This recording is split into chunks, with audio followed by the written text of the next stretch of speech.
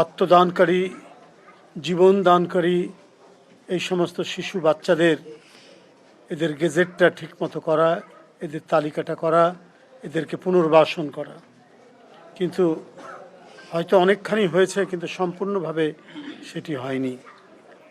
আমরা বিএনপি পরিবার গঠন করেছেন বর্তমানের প্রধানমন্ত্রী, বিএনপির চেয়ারম্যান জনাব তারেক রহমান, একটা উদ্দেশ্য নিয়ে, যাতে কোনোভাবেই এই আত্মত্যাগকারী, আত্মদানকারী ইউসুফদের মতো মানুষরা তারা যাতে কোনোভাবেই বঞ্চিত না হয়, তার পরিবার যাতে বঞ্চিত না হয়, এই ব্রত নিয়েই আমরা বিএনপি পরিবারটা করেছিলেন।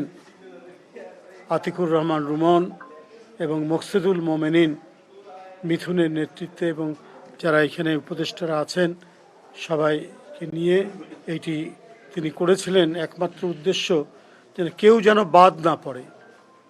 একটা হচ্ছে দলের যতটুকু সহযোগিতা করা দরকার সেটা করা, আরেকটা হচ্ছে যদি বিএনপি ক্ষমতায় আসতে পারে, সরকারে আসলে অনেক কিছু পুনর্বাসনের অনেক বড় পরিসরে সহযোগিতা করা যায়। সেই সহযোগিতা থেকে যাতে কোনো পরিবার, কোনো আত্মদানকারী পরিবার যাতে বঞ্চিত না হয়, সেই প্রচেষ্টাটা আমাদের নিতে হবে।